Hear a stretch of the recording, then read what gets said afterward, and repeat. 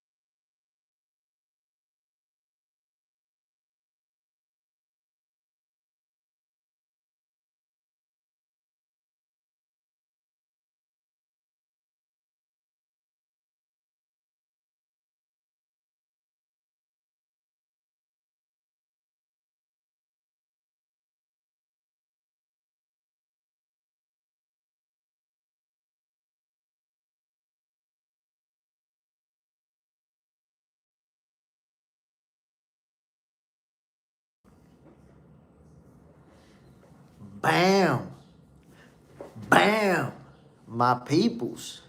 My peoples. Welcome to another episode of Boxing for Breakfast, where you get your healthy dosage of sweet science early in the morning.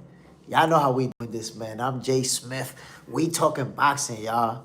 Yes, sir. Got some good topics for you guys this morning.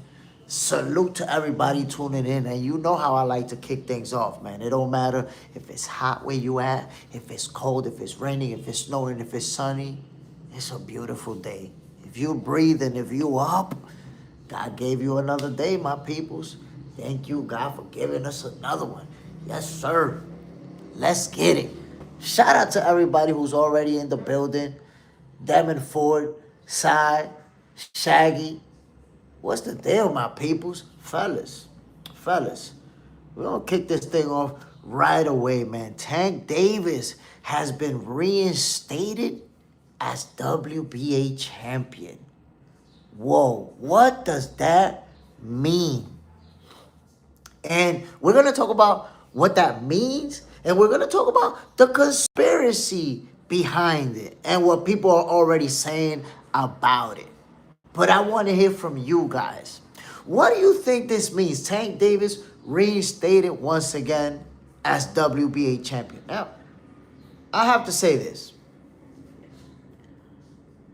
The expectations are that Tank Davis is going to return and go to the 140 division.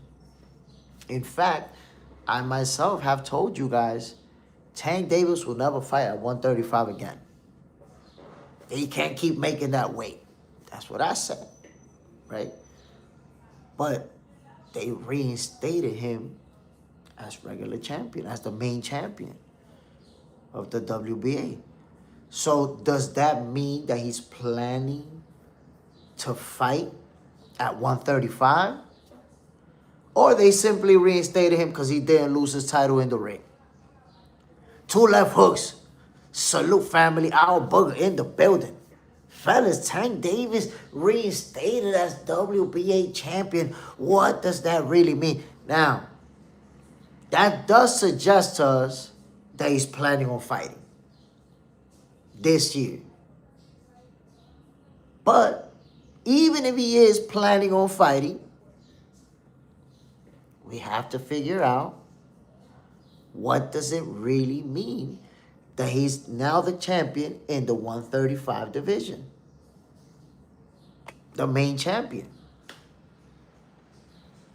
Devin Ford. They do whatever they want. It's a freak show. Two left hooks. We need the rematch with Lamont. Now, he did say, or it's being reported, that Tank prefers to do the Lamont Roach rematch. So could it be that they do the rematch at 135? I would have expected the rematch to be at 140, because remember, that's what Lamont Roach fought with Pitbull Cruz. And like I told you guys before, and I'm sure you remember, before Tank Davis got in the situation where he was going to do the exhibition with Jake Paul, they had already planned on doing a rematch. They was planning on that. Toy Mafia, bam. So my point is, if Tank Davis want to fight Lamont Roach, they could do it at 140, because Lamont Roach fought Pitbull Cruz at 140. And Tank was planning on going to 140. So again, how does the WBA title at 135 play into all of this? Or is it just for the purpose of Tank holding on to the title because he ain't losing in the ring? Trent Thomas, salute, family, bam, underrated, we're in the building. But it's official. Tank Davis has been reinstated by the WBC as the main champion. Where is he going to fight? I've been telling you guys, I expect Tank to fight at 140. I don't expect to ever see him again at 135. Two left hooks. Yeah, I think it's because he didn't lose it in the ring. Yep, I mean, most likely. He didn't lose it in the ring, and he's considered the best guy in the division. And he's active now. Side, if Lamont Roach win against Zepeda, Roach versus Tank will be a unification at 135. That makes it even more interesting. It does. But here's the thing that I want you to consider, man. And I told you guys this myself. Tank will not fight again at 135. He can't keep making that weight. Will Tank fight again at 135? Is that what this means? Because not necessarily. You guys know that sometimes a guy moves up and he hold on to that title as long as possible. I'm the champion of that belt. So the fact that they reinstated him as the main champion, does it really mean that he's going to defend it? That's really the magic question. Is Tank Davis going to defend that belt at 135? The letter M, my peoples, checking in for this dose. Salute, family. Bam. Devin Ford, Tank is going to avoid that cockroach like his life depends on it. Whoa. So I'm going to say this. It is being reported, I think it was Mike Coppinger, if I'm not mistaken, that, I don't think it was him. I don't know who reported it, but I seen it somewhere where they're saying that Tank Davis prefers to not do the rematch with Pitbull Cruz, and he's persuading the PBC to do the rematch with Lamont Roach. And it's a better fight. It's a fight that we want to see more.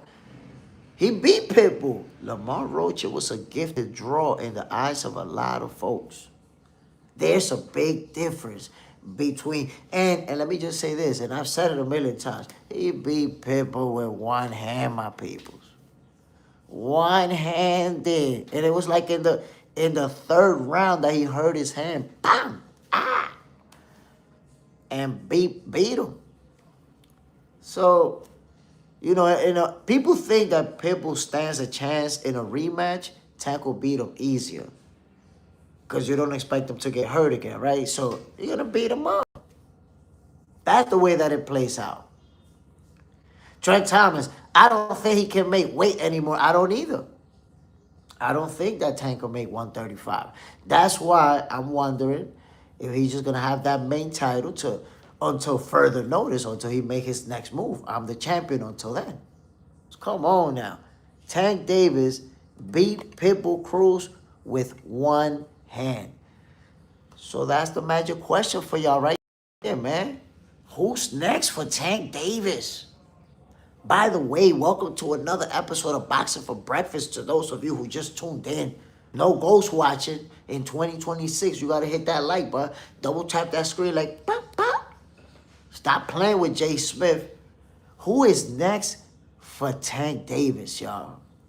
Raul Mercado. Good morning, my brother. Salute, family. Bam.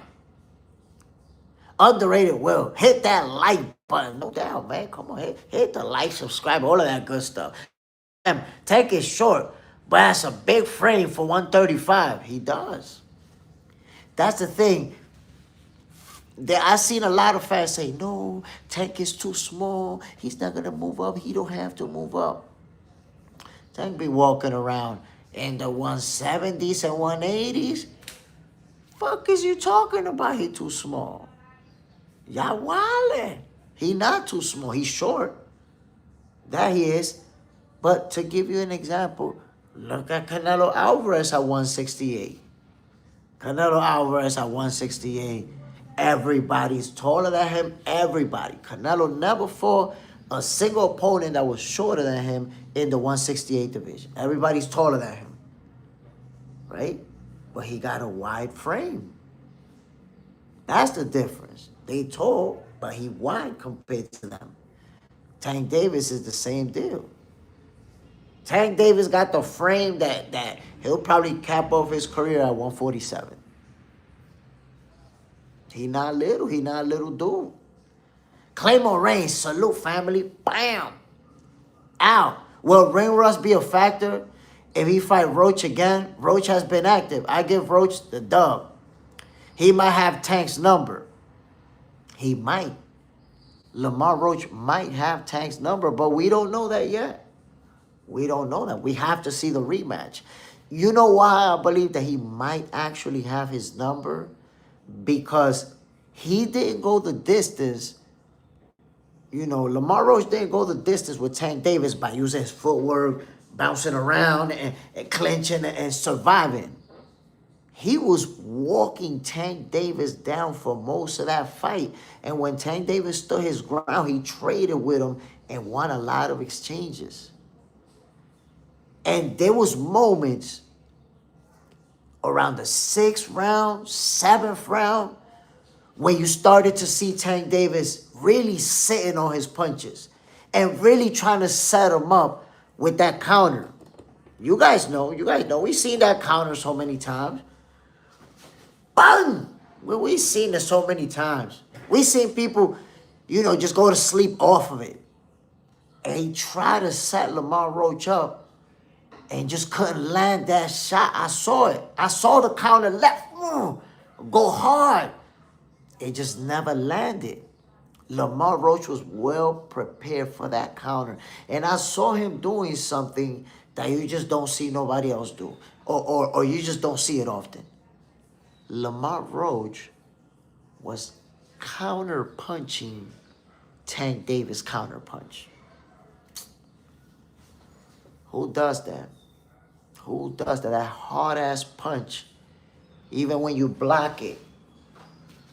Counter-punching his counter-punch? Lamar Roach was doing that. You see Tank Davis setting him up, right?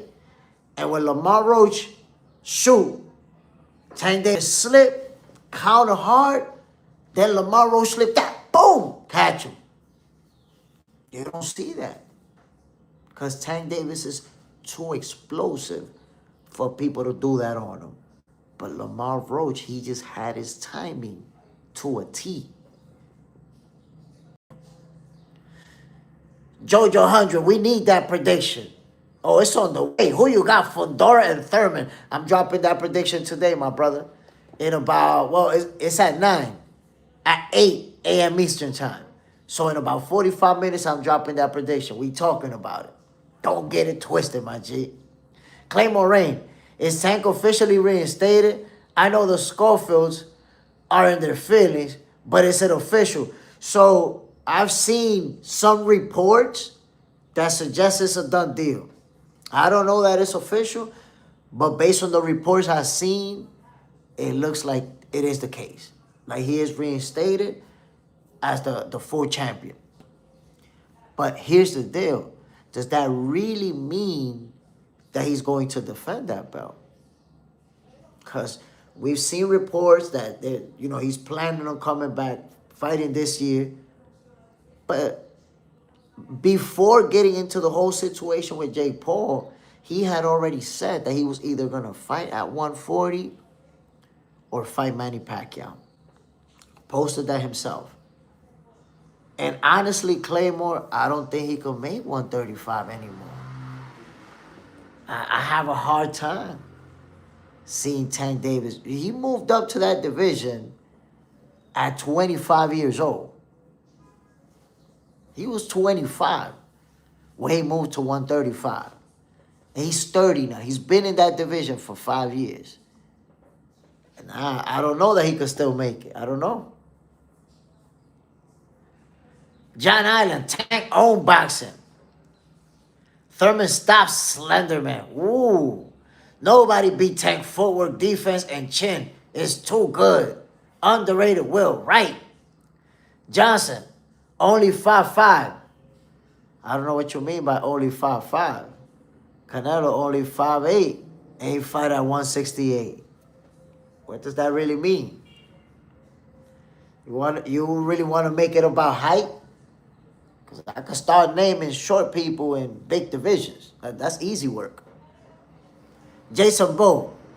Roach figured out that night, but not every night Lamar can secure his own ass. Right on, champ. So I got to say this.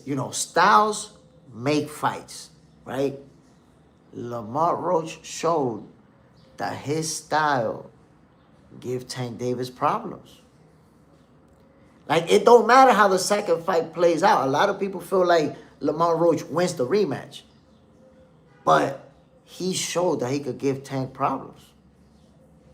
Claymore Rain, I think Tank is a naturally small guy, and maybe 135 is his best division. Personally, I want to see him at 140 to fight his peers, Shakur, Antoine, Dalton Smith, etc., etc. But we'll see. So I got to say this, Claymore. Him being naturally small, I don't agree with that. I don't agree. He's short. That's why I compare him to Canelo. Canelo fights at 168. But look at Canelo's height compared to all of his opponents. They all really tall compared to him. He's never faced anyone that was his height or shorter. Everybody's tall, right? So he's short, but he has a wide frame. Even Terence Crawford was an inch taller than Canelo Alvarez, moving up multiple divisions. Taller and longer reach than him, which I said would be a factor in the fight. But Tank Davis, I say that he's not naturally small because of his walk-around weight. Tank be known for walking around in the 170s, 160s, 170s. If he was naturally small, he wouldn't be walking around like that. No way. Short he is, but he got a frame like a tank. He got a frame that I'm telling you, I believe that if he stick around, which I don't know because Tank has made a lot of money and you don't know if he's going to want to, but if he stick around, he'll cap off his career like at welterweight. Sure, but what I would describe as stocky. He got a stocky frame. And he got the athleticism to shrink down to 135. He got the athleticism. That's what I believe. But he was there, at 25 years old. He got to the 135 division at 25. Our frame, our body is not the same from 25 to 30. That goes for us, for all of us. Our body changes between that time frame. And I believe that for him, it's a lot harder to make 135, which is why he said, I'm going to fight Manny Pacquiao or move to 140. I could be wrong. We'll find out. But I predicted that he'll never fight at 135 again. And if he never does, then I think it's just because he couldn't hold on to that weight anymore. Box fans, bam! Salute, family. The letter M. Tank 5'5", Canelo 5'7". And they both walk around big. But that's what I'm trying to tell you. Canelo 5'7", and he fight at 168. At 168, all of his opponents tower over him. But then when they stand next to him, they look skinny in front of him. They all look skinnier than him in the division. Why? Because he got that frame. Claymore Rain, maybe. Let's see. I just hope when he comes back game and ready to make the biggest fights. Look, I'm going to be honest. I don't want to see Tank Davis versus Pitbull Cruz. I honestly don't want to see it. Because I think we all know how that fight plays out. Tank Davis beats him more convincingly than the first time. We already know this. And we already saw this fight. And there's no questions about who won and who did. The Lamar Roach rematch, there's questions about that. And there's two sides of it, because there's people that feel like, yeah, a draw is good. Or Tank should have won. Somebody told me that Tank should have won that fight, that they robbed him. So there's questions that need to be answered when it comes to Tank Davis versus Lamar Roach. We got to see it. We got to have it. We got to see how it plays out. Aroma Sound. Salute, family. Bam. The letter M. Tank fighting Pitbull is damn near cherry picking at this point in time. Let's see, man. I hope that's not the way that it plays out. My people, I want to talk about this whole situation with y'all, man. Bob Arum has gone to the zone. The first day that they announced this fight, I told you guys, this is beautiful because we're going to see top-ranked fighters stepping in the ring with the zone fighters. Well, I said that to you guys, and the next day or 2 days later, we started seeing reports that Jerome Boots Ennis and Xander Zayas might actually fight next, that they're in talks. So I saw this happening. I'm not saying those two guys. That didn't even cross my mind. I would not have expected that. But I saw this happening. Now, and this was smart. Remember I told you guys this. Golden Boy just signed a long-term contract with the Zone as well. What does that tell you? You have the Zone, Top Rank, and Golden Boy all on the Zone, joining forces. You're going to see them mix and matching. That's going to put together a lot of potential great matchups. Now they're all on the same side of the street. They're joining forces against Zuffa. They're like, yo, Zuffa's over there, all right. You're doing you, Zuffa, but we all going to join forces now. And that's what we're seeing. Ronaldo, what fight he saw? The letter M. You saw Zayas training with boots on. Xander Zayas already getting ready. He was trolling. He was trolling Virgil Ortiz. Trolling them. Sunning them. But I want to address this right here. Because boxing fans love a conspiracy. So let me talk about the conspiracy that there is behind this. And somebody asked me about this on yesterday's episode of Boxing for Breakfast. But then I saw a post about it in one of those social media boxing pages that Bob Arum had to sacrifice Xander Zayas to get the deal with the zone. Ow. So is Virgil punching the air right now? That Hoya signed the deal with the zone? Psst, Virgil is cooked. Cooked. We're going to talk about that clapback Thursday from yesterday. Trust me, we're going to get to that. Al Booger. Boo's going to smash him, though. Devin Ford, I believe it. Okay, Devin Ford believes it. So, I got to address it. I had to address it. So, people are saying that Xander Zayas is being sacrificed so that Bob Arum can get the deal with the zone. I got an answer to that. There is absolutely 0% evidence that happened. It's literally made up out of thin air by somebody who does boxing media and say, yeah, they probably sacrificing them. Yep, that's the case. Now, to me, that's a wild conspiracy theory, my brother, and I'm going to tell you why. When have people ever done this? When have people ever said this? Oh, yeah, to get a deal with they had to sacrifice a fighter. When have people even said some shit like that? That's wild to me. Like, how do people even come up with this shit? And the funny thing about this, that the information that actually is out there is Mike Coppinger saying that Xander Zayas is the guy actually pushing for this fight. So the information that is out there, look at Xander hitting the bag with boots on, the actual info that's out there suggests that Xander want to fight. So where's this conspiracy that Bob Arum is sacrificing him? Where does this come from? It comes from people, and it's a lot of the same people that thought Top Rank was cooked. Yeah, they contract, and I'm talking about the social media pages. The social media pages that was posting that Top Rank was cooked because they deal with ESPN is done. They don't have a home.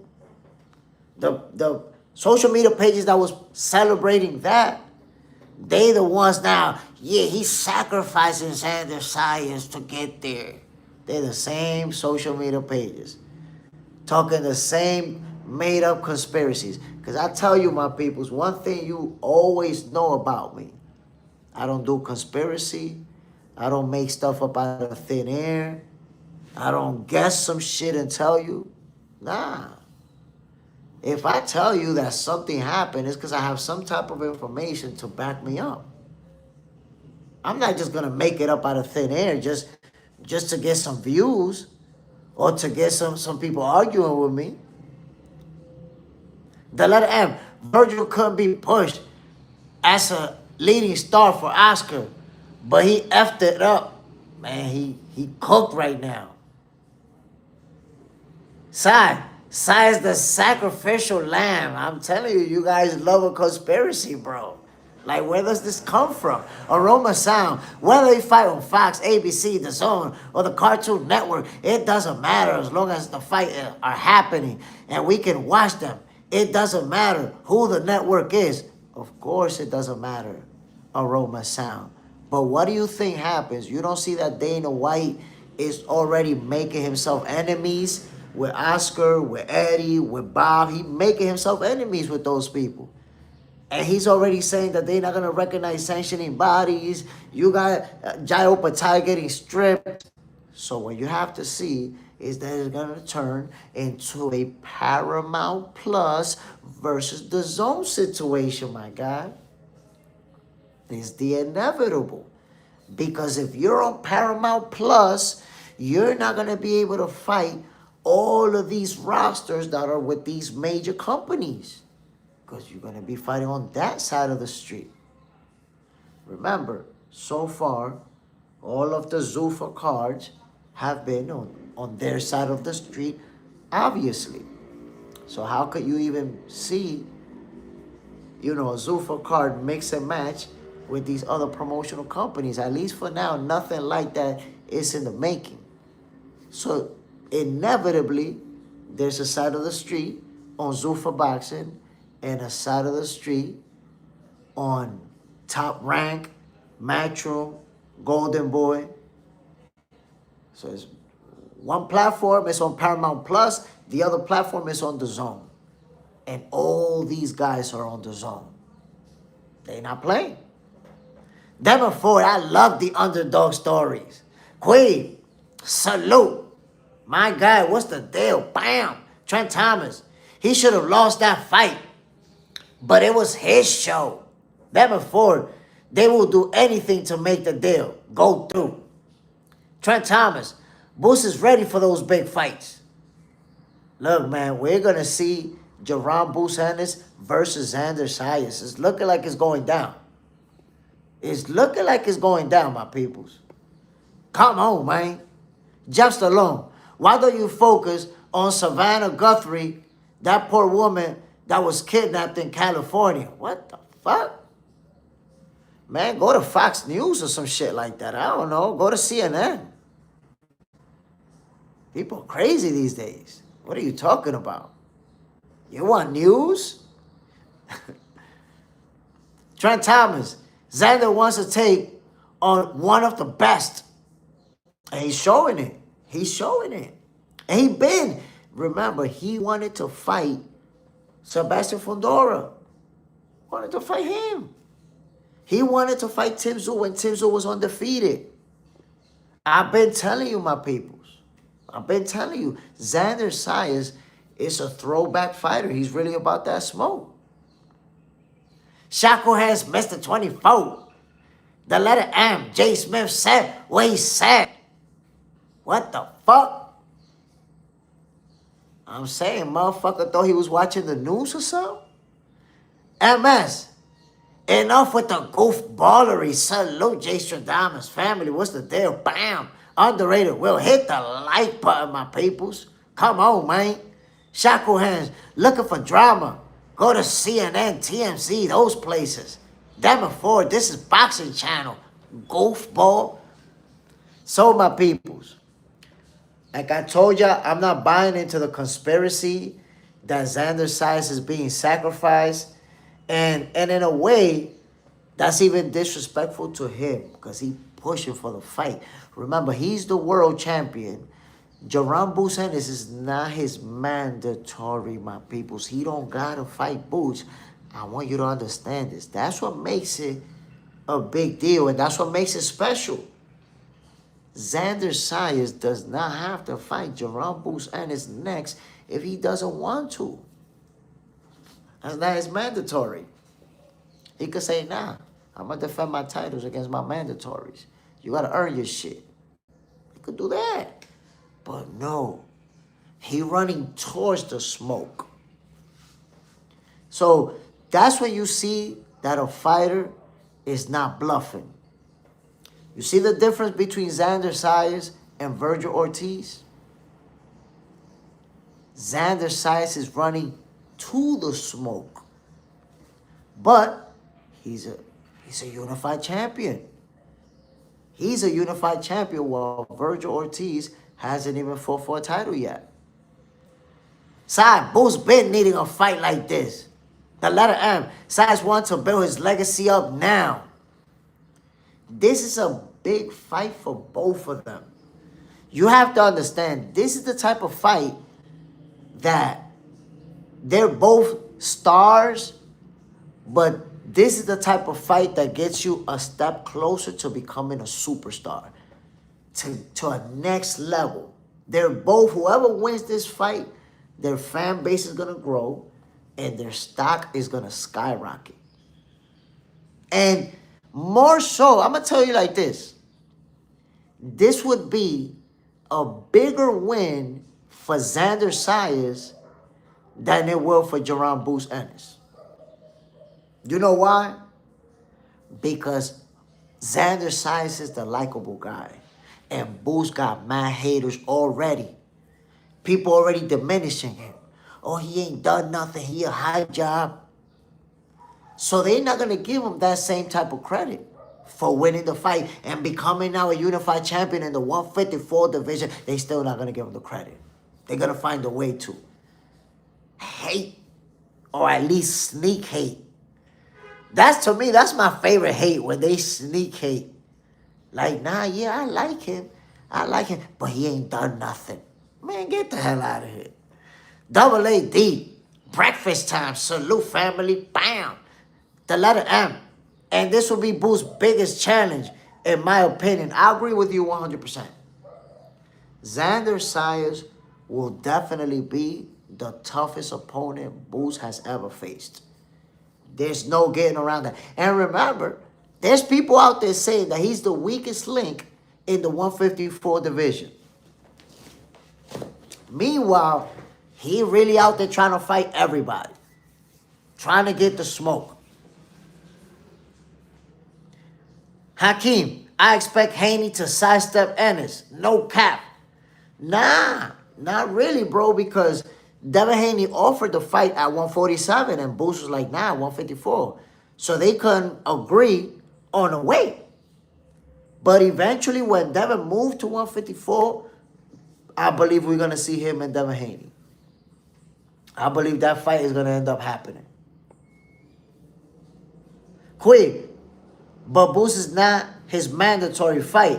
This isn't like Xander ducking Boots, because we know that they need to fight. They want to fight each other.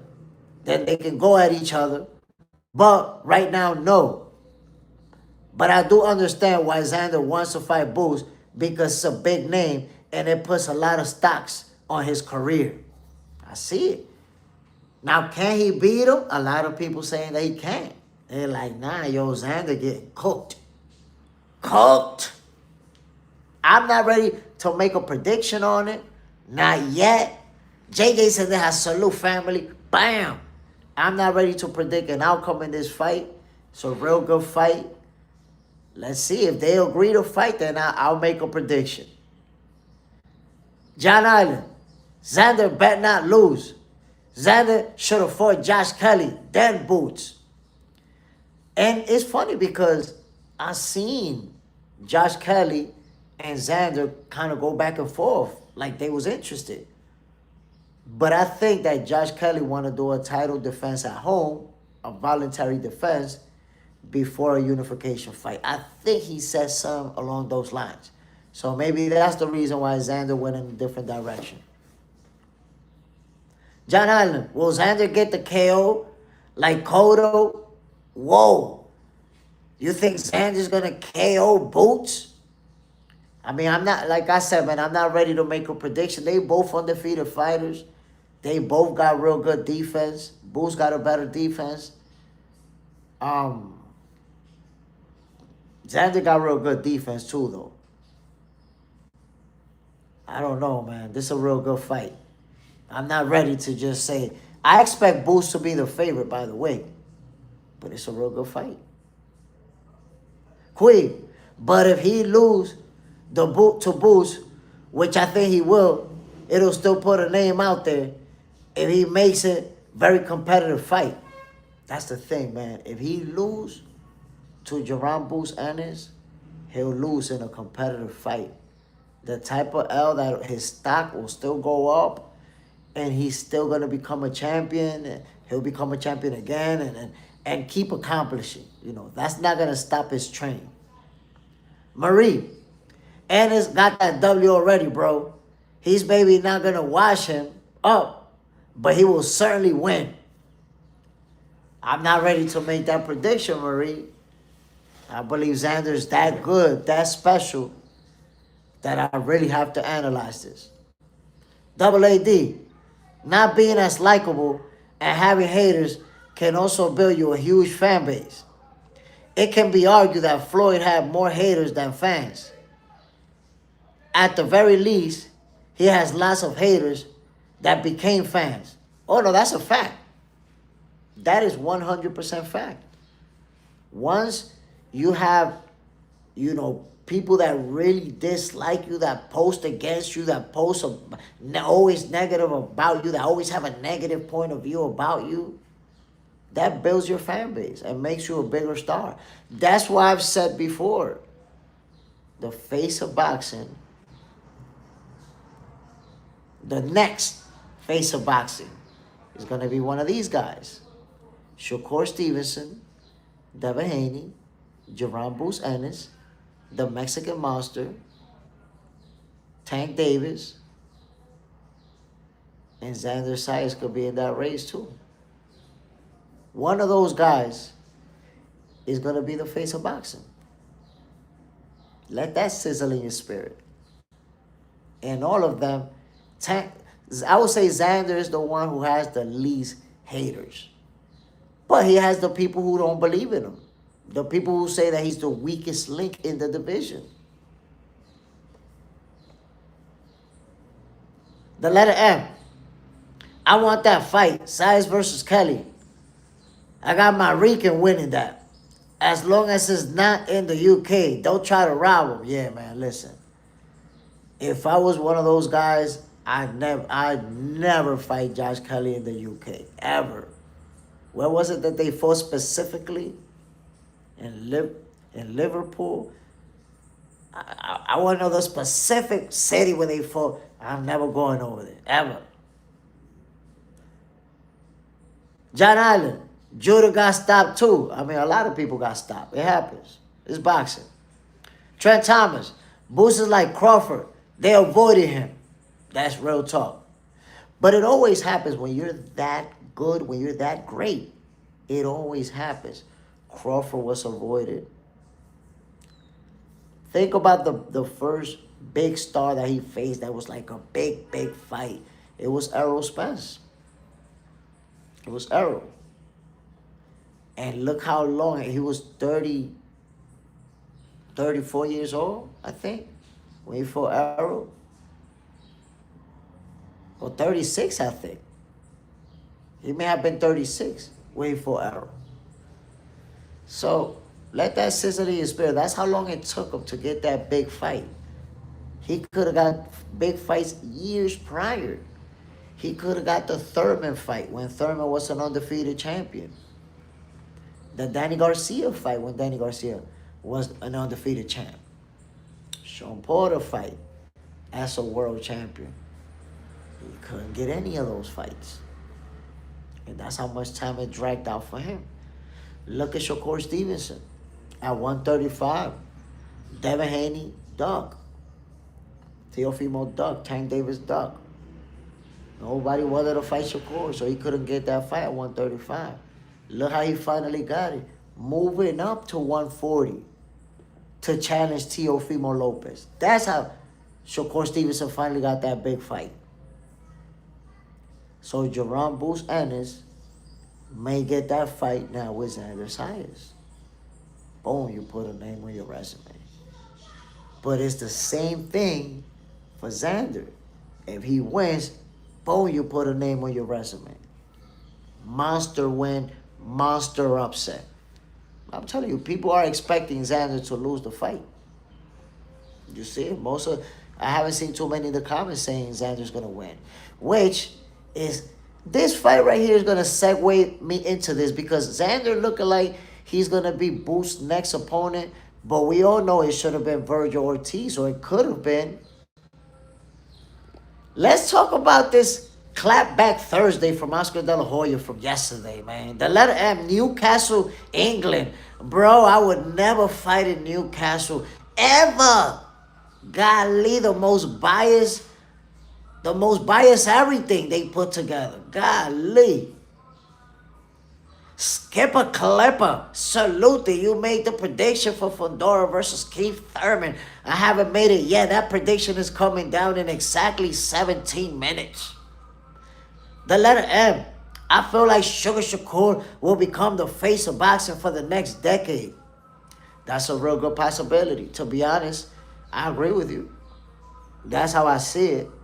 You know, I tell you, a group of people that are all in the race for that spot, because even after Shakur become the face of boxing, these are going to be like, you know, faces of the sport as well. It's kind of like right now, Canelo's the face of boxing, but, you know, when you think about Tank Davis himself, some people consider him the face of boxing. When you think about Terrence Crawford, when you think about Usyk, when you know, Tyson Fury, Anthony Joshua, there's a lot of guys that are super popular that are part of the sport, you know, as far as the people who are most known.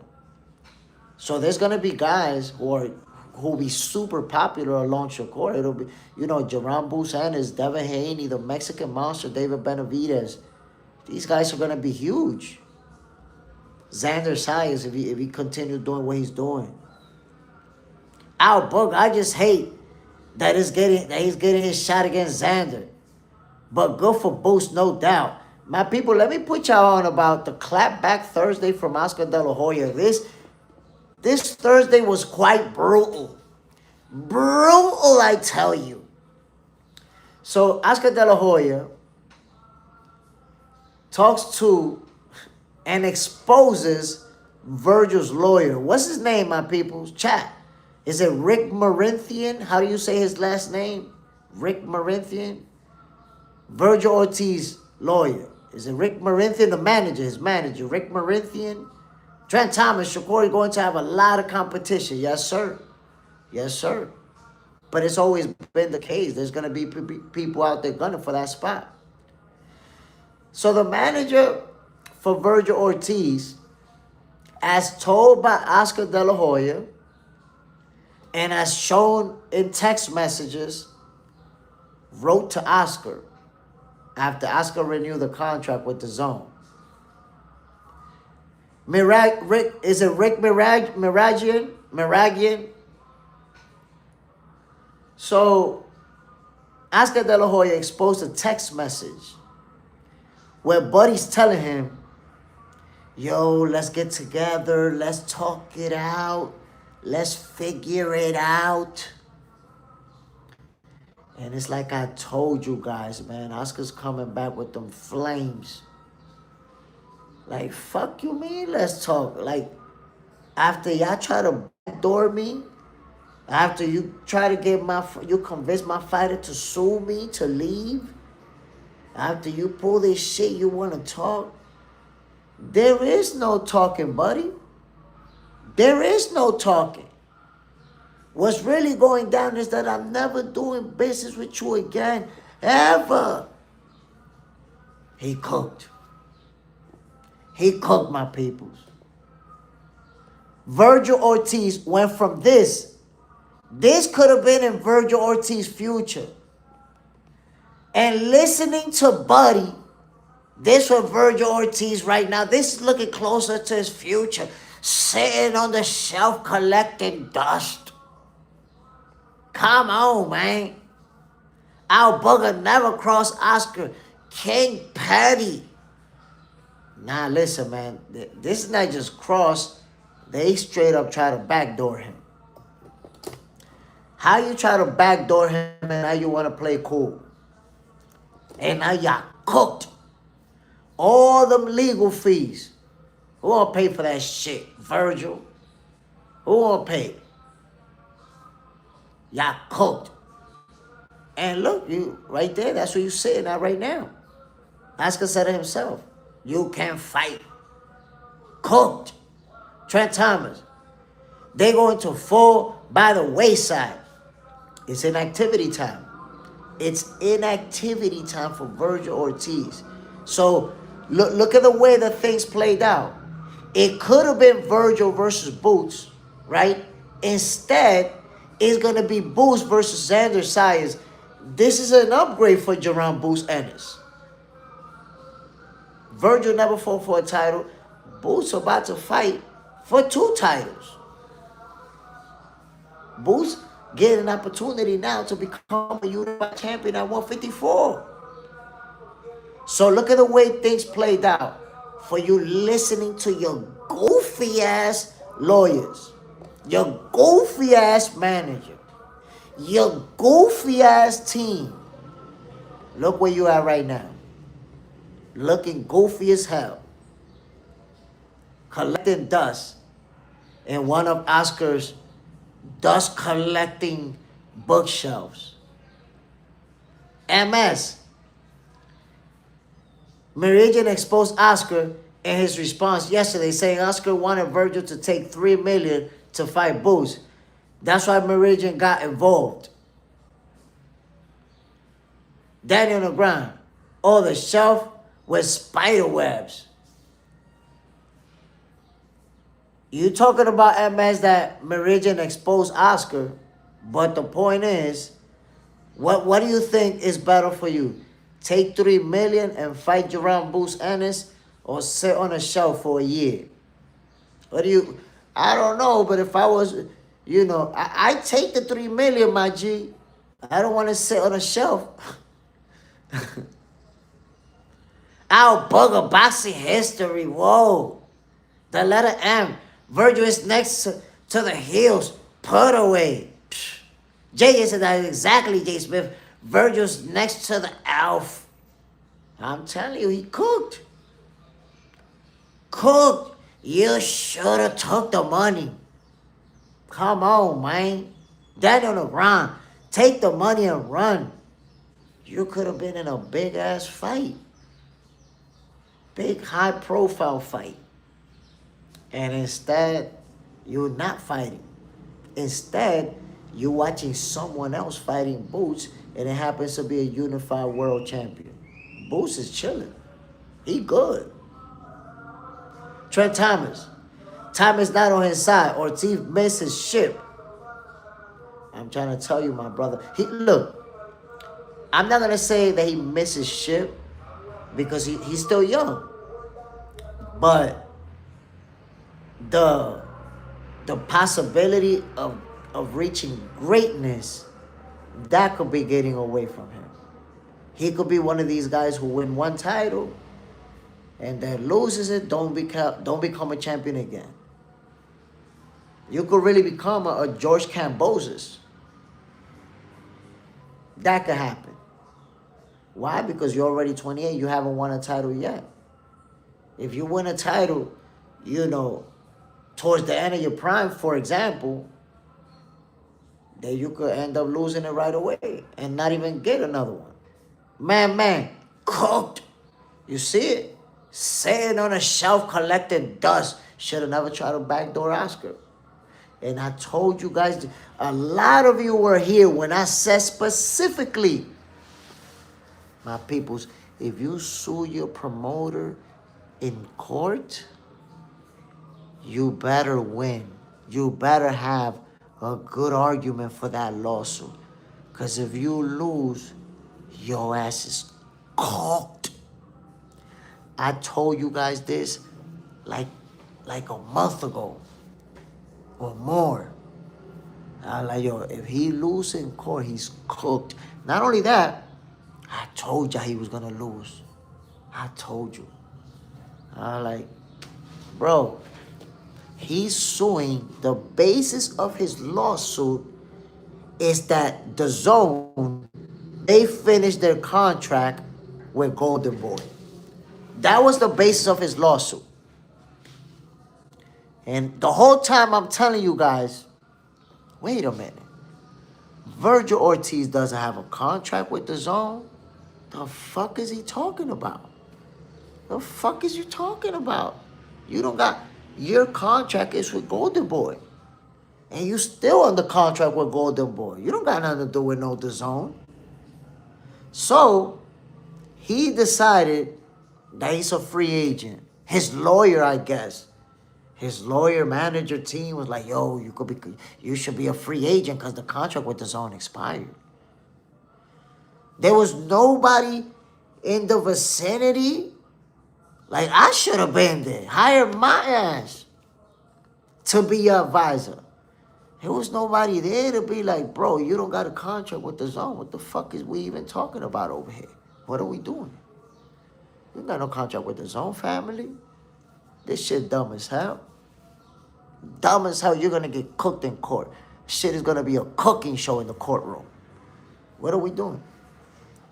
So I knew, and I told you guys he was going to lose in court, and he was going to be cooked, and he was going to be inactive. I told you guys all of this.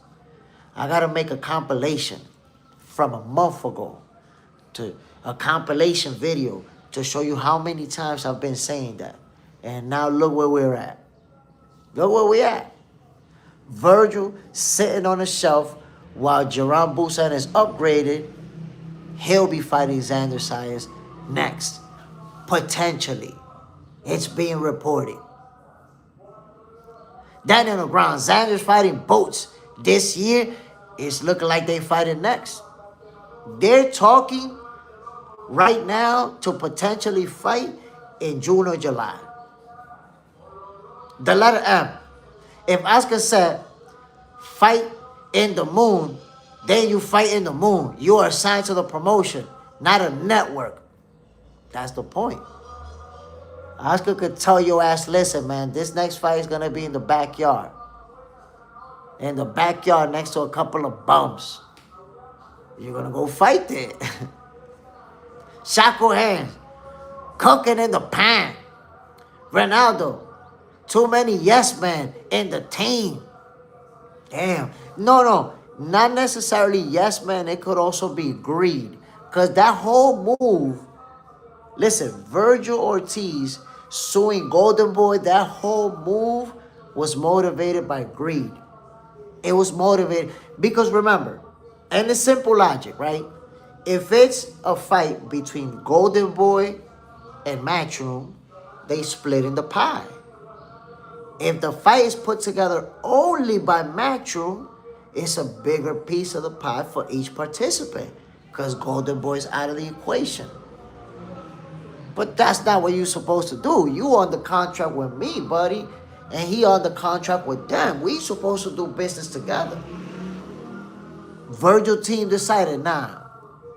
With the zone contract ending with Golden Boy, that means that we could get out of here. You never had a contract with the zone. Y'all a bunch of goofballs for that shit. I would have told you that shit. And you didn't have to pay me as much as your goofball ass lawyer. That's when you know your lawyer jerking you. Queen, you see, this is the reason why I say he's a goofball. He should have never listened to his coach. He's a lawyer, his team, and maybe even to himself about him winning. And now look at him. No fight, no belt. An uncertain future. Because now he was a goofball and posted on social media, I'm done with Golden Boy. Oh, you done with Golden Boy? You done with Golden Boy? Now you got to sit right there looking like a dummy, collecting dust on a shelf. Goofball shit. Try to tell ya. Ow. What's the chance of Virgil getting rid of his manager? Oscar says that could get their relationship back on track. Look. It can happen. And he could fix his relationship with Oscar. You the fighter. You could fix it. But the problem is, Virgil already picked sides. He already picked sides. And you know how I know he picked sides? Because he posted himself. I'm done with Golden Boy. That's it. You saying I'm done with them. You saying I'm not going to fight with them anymore. And Oscar already said, I'm going to enforce that contract. Meaning, oh, you're not going to fight for me? You're not going to fight for nobody, buddy. We're going to run this shit out in court if you want to. And you cooked. Ronaldo, you're right, Jay. Shackle hands, yup, but 3 mils trash, gang.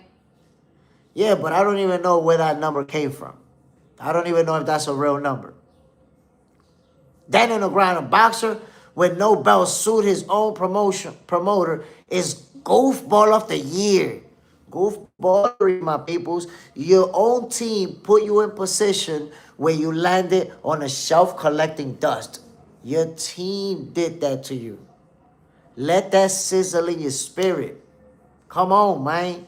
Shackle hands. Frozen Icicle Promotions.org. Whoa. elfonshelf.com. You see? That's what happens. Yo, I should have saw this coming the moment Virgil Ortiz said, my dream fight would be Errol. Get the fuck out of here, B. I should have known this was coming. Should have seen it coming. You want to hear something funny? That's why I need an assistant, man. I need an assistant that could find me my videos for me because I can't be looking for all them shits. But I did a video and I told you guys, the moment he went face to face with Boost, I told you guys, yo, Oscar can be happy. The people at the zone can be happy. And nobody's happy about it. Remember when they went face to face in the ring? And Virgil was like, Errol would be my favorite fight. Looking like a golf ball.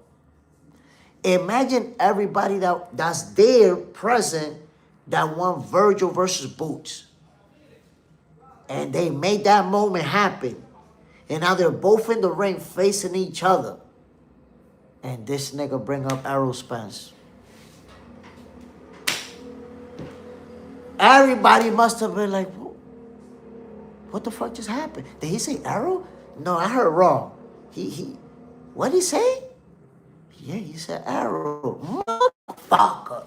I could picture them behind the scenes, mad as hell.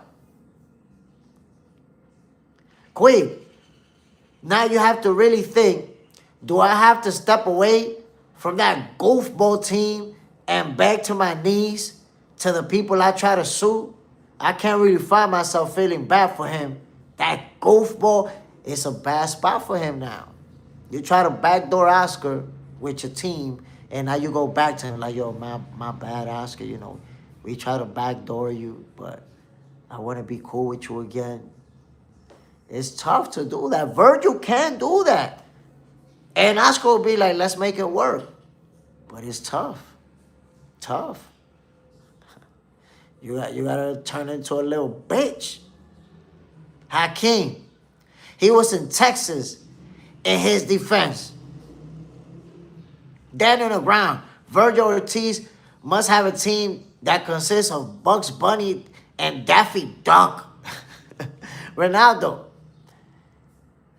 you did say that. You saw it in his face. I'm trying to tell you, man, I saw the duck all in his face piece.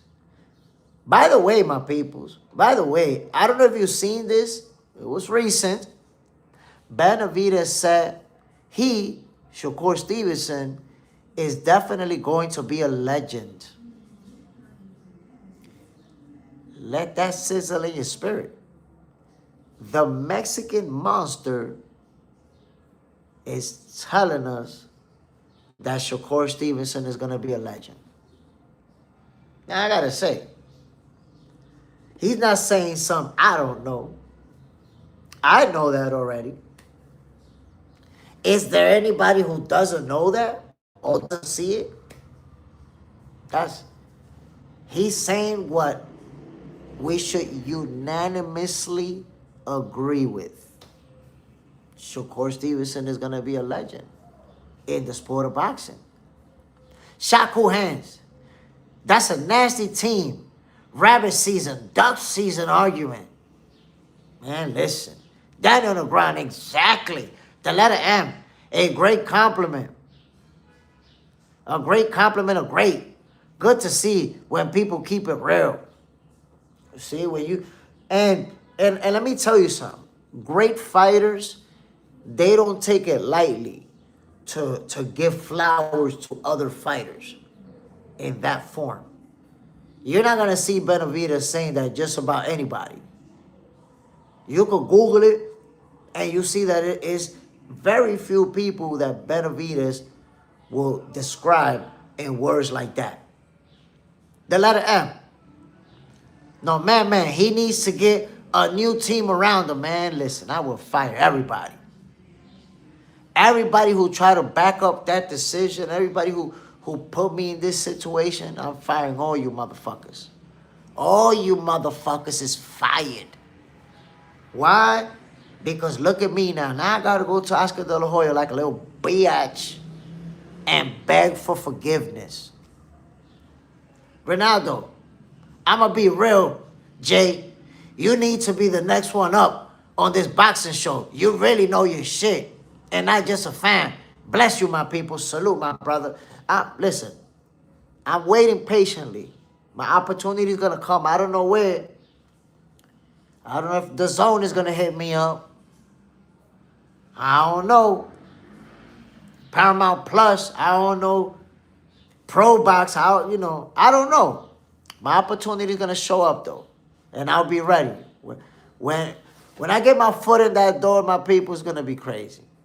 Shit is going to get out of hand quick. It's going to be out of order. My peoples, check this out. Edgar Berlanga posted a video where he's shadowboxing, moving around in the ring.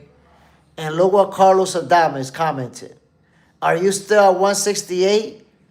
So I can show you how it's done? What do you think about Carlos Adames versus Edgar Berlanga?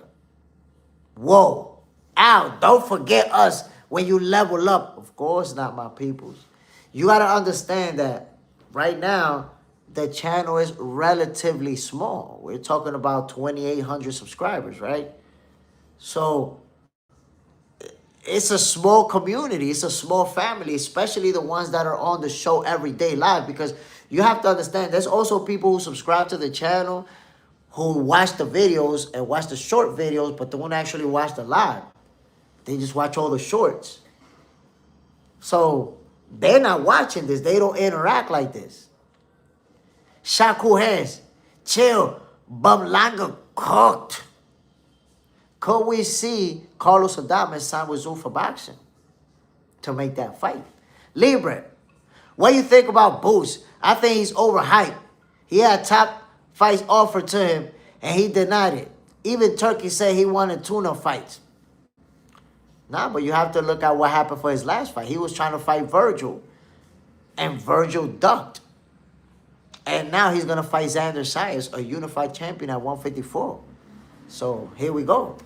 Boots is a great fighter. Nothing hype about him. He's a great fighter, and he's going to accomplish a lot in the sport of boxing. You're going to see him on the pound-for-pound list soon. Remember, I told you that. Ronaldo, we need to start sharing more, my peoples. Let's get Jay where he needs to be. We need it. Salute, my brother. And I seen some people sharing my live and sharing my channel, whether it's on Facebook, on IG, or anywhere. Salute to everybody who's ever shared Box Center or Boxing for Breakfast. I appreciate you, man. No doubt. The letter M, Thurman or Fundora. Okay, my peoples. This prediction is coming up next, my guy. I got you. We got to address this. Shaku Hands very hype.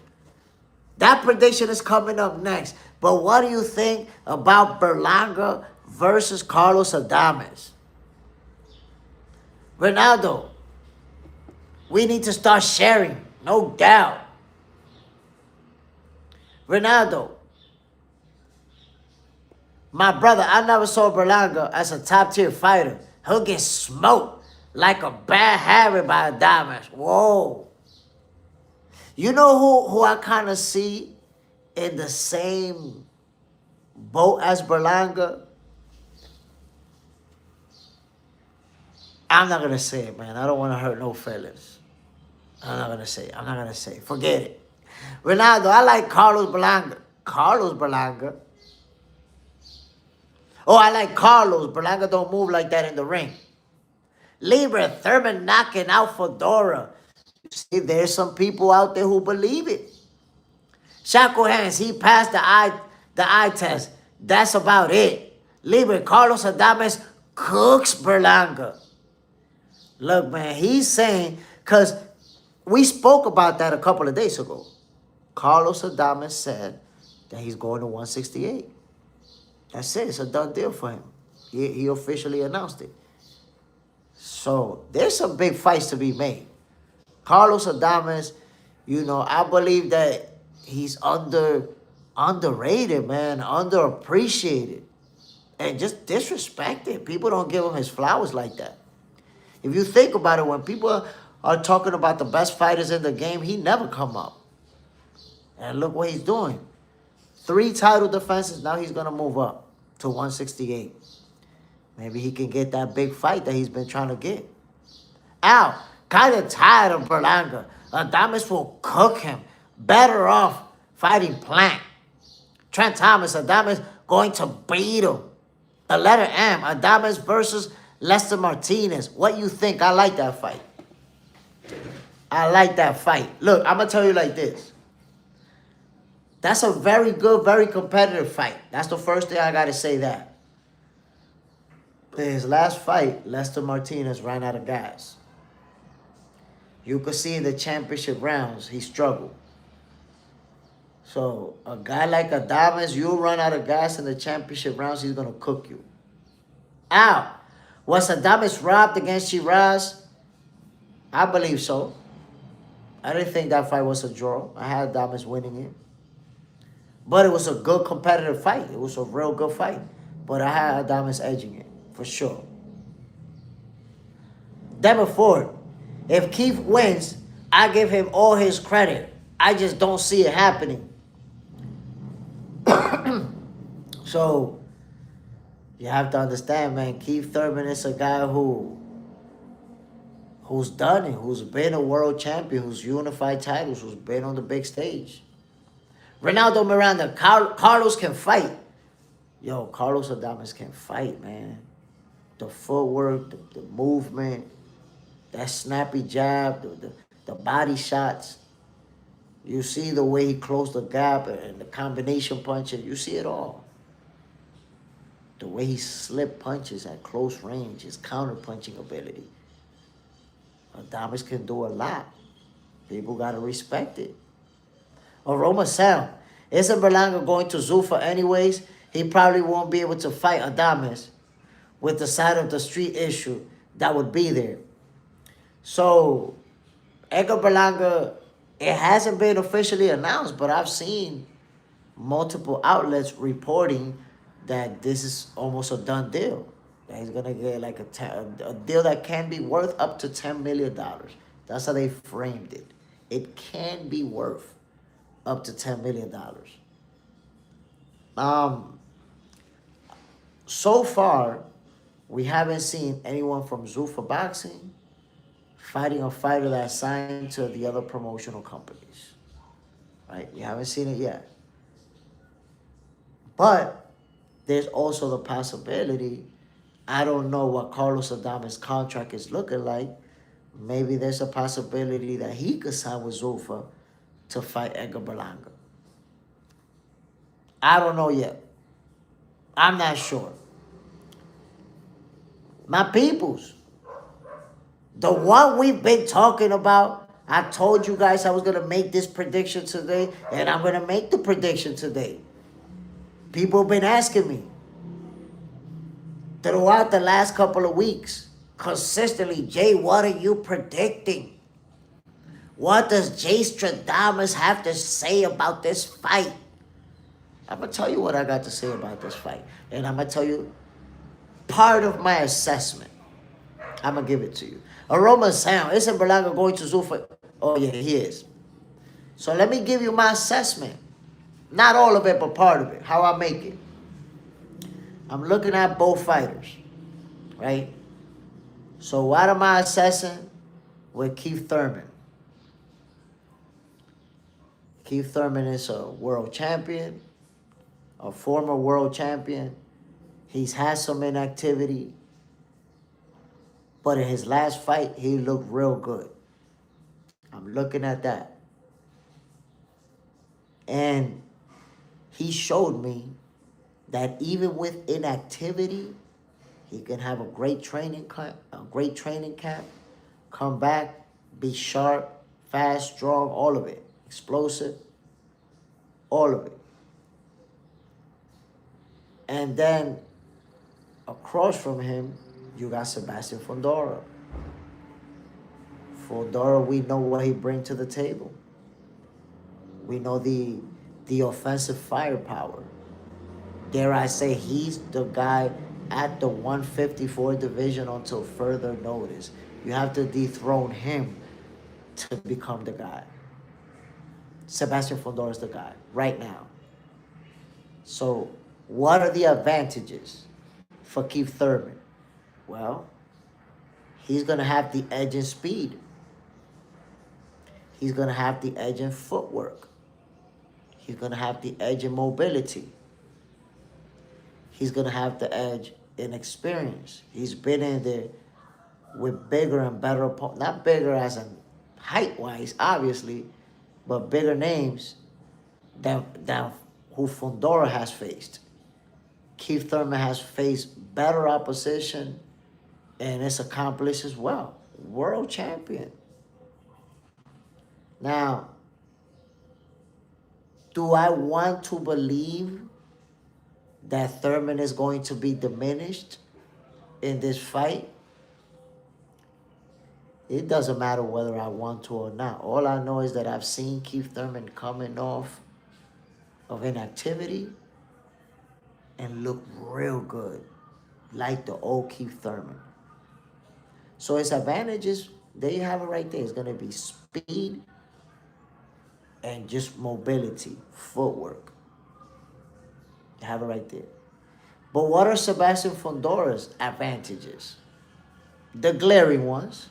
Sebastian Fundora is a lot taller, has a huge reach advantage, which means that if he's able to keep Thurman on the outside, he's going to pick him apart. He's going to pick him apart. And by pick him apart, I say beat him up. Beat him up. Pugilism. PBC belt has been activated. Jojo, Thurman is going to stop Fundora. So I got my prediction for you right here, my peoples. I told you the advantages that both fighters have. But before telling you the actual prediction, let me tell you the disadvantages. Keith Thurman, as the much shorter guy, is going to have to close a lot of distance to land his punches on Fundora. That's going to be a disadvantage because it means that his speed is going to have to be activated at all times. At all times, his speed got to be active while going in and out.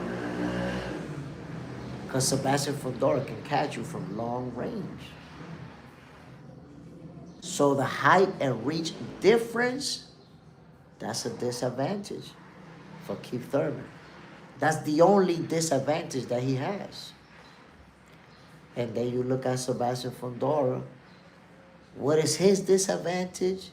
He's going to be the slower fighter in this fight, which means he's going to have to time Keith Thurman as Thurman is trying to close the distance between them. So now I told you the advantages on both sides, the disadvantages. So who's going to win?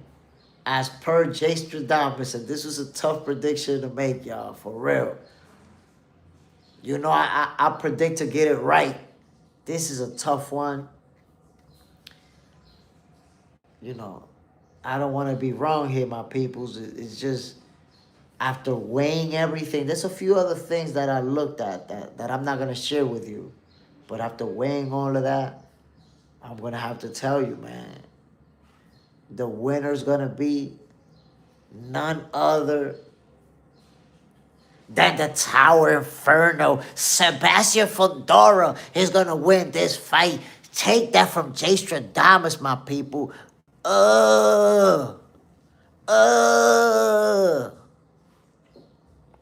There's the prediction, my peoples. I got Sebastian Fundora winning this fight. But to break it down even more, it's going to be a very good fight. Keith Thurman is not going to get washed. He's not going to get cooked. He's not going to get beat up. It's going to be a competitive showdown. And Keith is going to give Fundora some problems. He's going to have his moments in this fight. He's going to land some good shots. And Fundora may even have to overcome adversity. But ultimately, the Tower Inferno, the younger fighter, the fighter with the height and reach advantages, with the great jab, which is going to be consistent, He will feed Keith Thurman a steady dosage of that long jab. And therefore, even with Keith Thurman making it a good competitive fight, Sebastian Fundora is going to walk out of there with the W. And get ready for the fireworks. Get ready for the fireworks. We're going to enjoy it. It's going to be one of those type of fights. I'm going to tell you this right now. There's some fights in this card that we don't know the guys. We don't really know them. So I'm not calling all of the fights. I'm going to call the main event.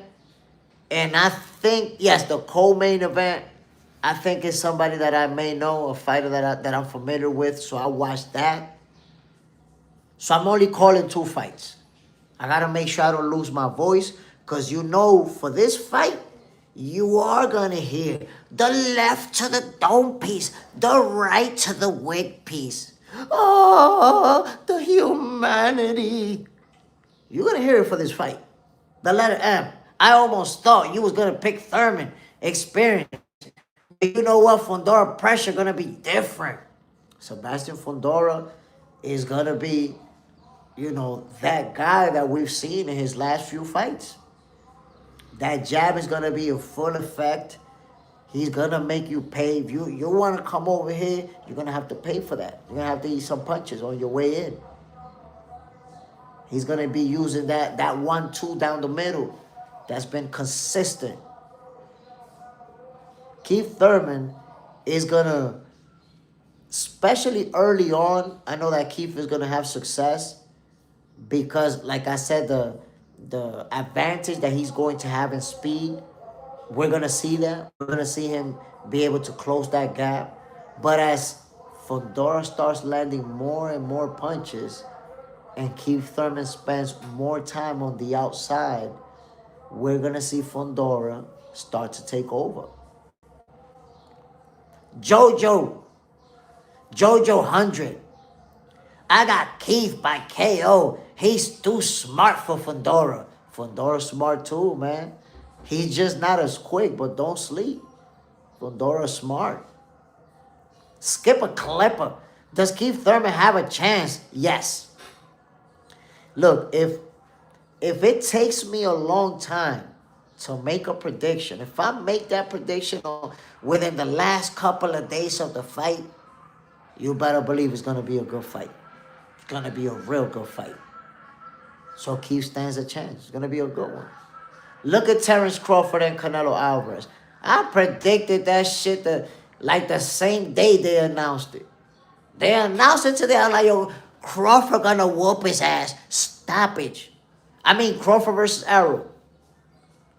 Predicted it with the swiftness. Stoppage. Stopping Arrow in the 8th for the 9th. And then when it was with Canelo, he's going to beat Canelo. I made those predictions quick. But when you see that I struggle to make a prediction, it's going to be a tough competitive bout. The letter M, Fundora has got a way better, and it's the more dangerous fighter. Look, I think I'm going to tell you what are some of the factors that make me say Fundora's going to win this fight. So, number 1, age. The age factor. He's a lot younger than Keith. Not a lot, but he's years younger than Keith Thurman. That's number 1. Number 2, the size factor.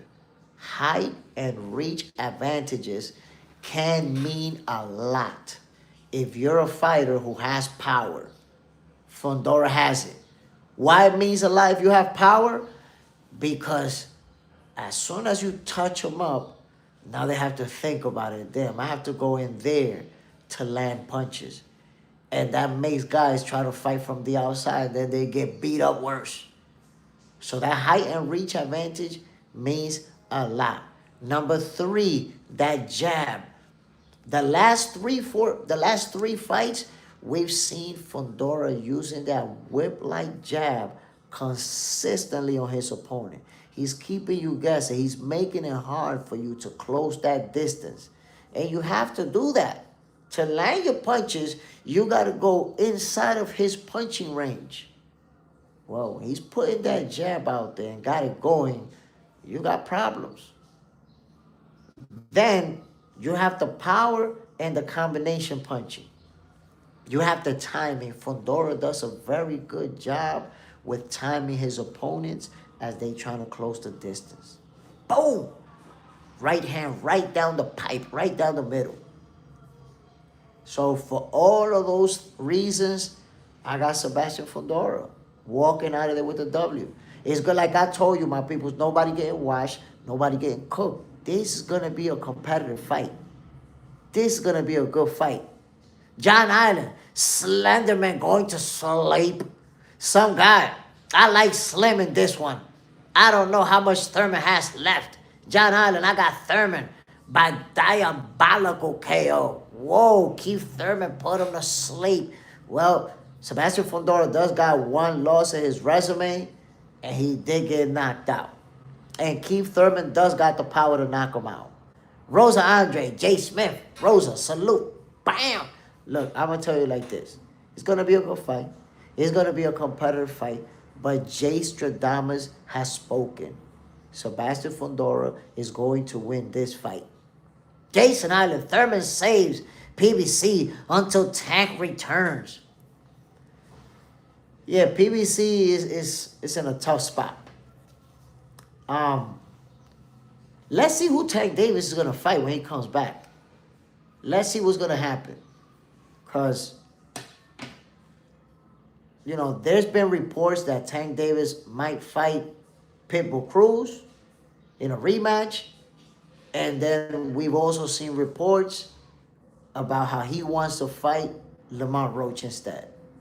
So, but there's nothing official to let us know what's really next for Tank Davis. John Island, Turkey will pay Tank like he did Canelo. Some guy. Smitty has spoken.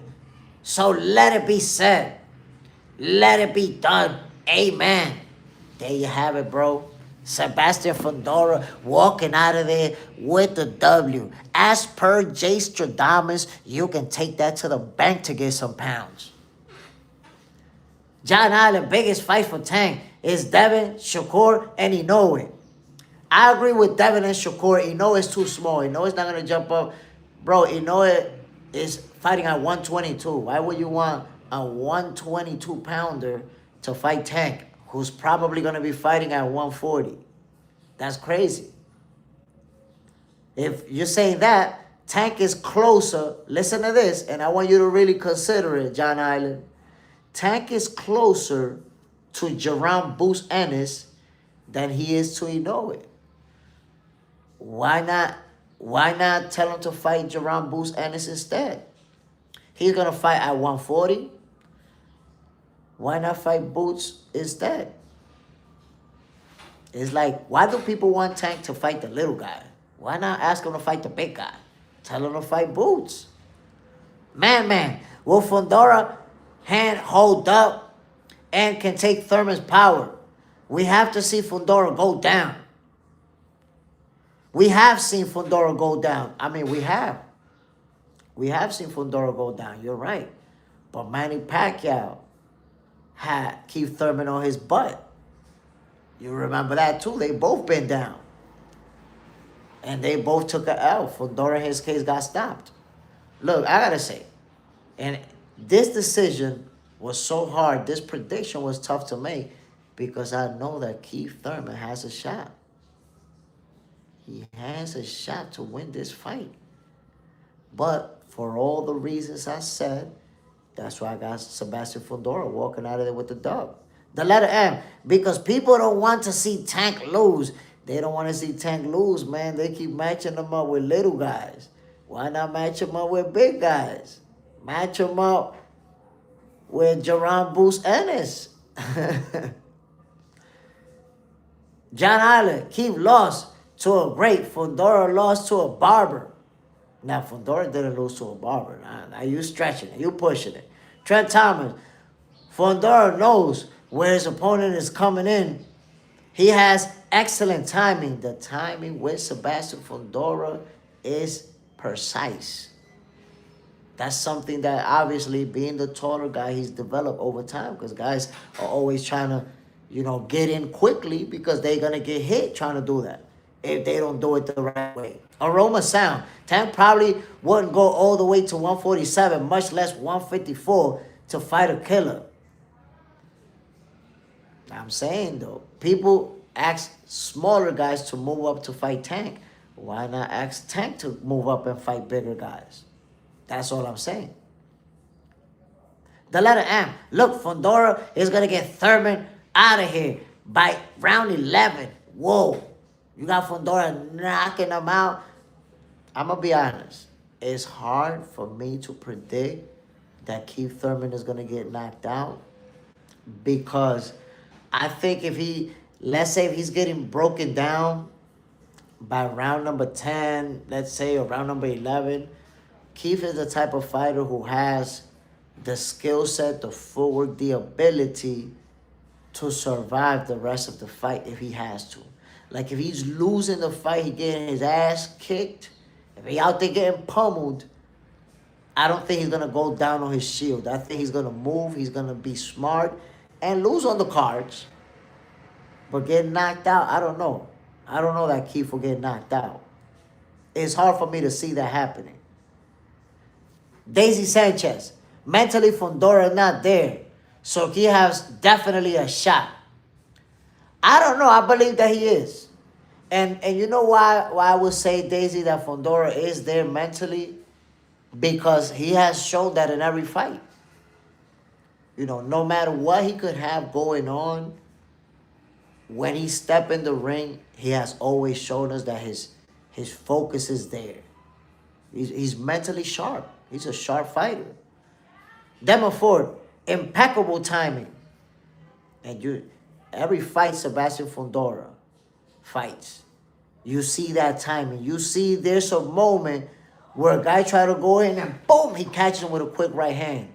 Or that check left hook, boom, coming in. I've seen him hurt guys like that. Just trying to close the gap with a jab, boom, the left hook goes over it. Because that's another thing that the height advantage gives you. Think about, because sometimes things happen over and over and you see it a lot and you don't pay mind to it. You don't really pay attention to it because you see it. It's whatever. But think about how many times you saw a guy try to punch Fundora and he goes over their punch with a check left hook right to the dome piece. Pop!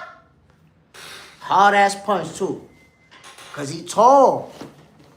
So when that punch is coming towards him, he could easily punch right over it. And then he has the reach advantage. So you see him do that often on guys. Bang! Check left hook the shit out of your dome piece.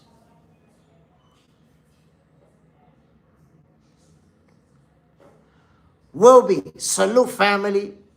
Same. It's hard to predict this fight. Yeah, man. It took me till today.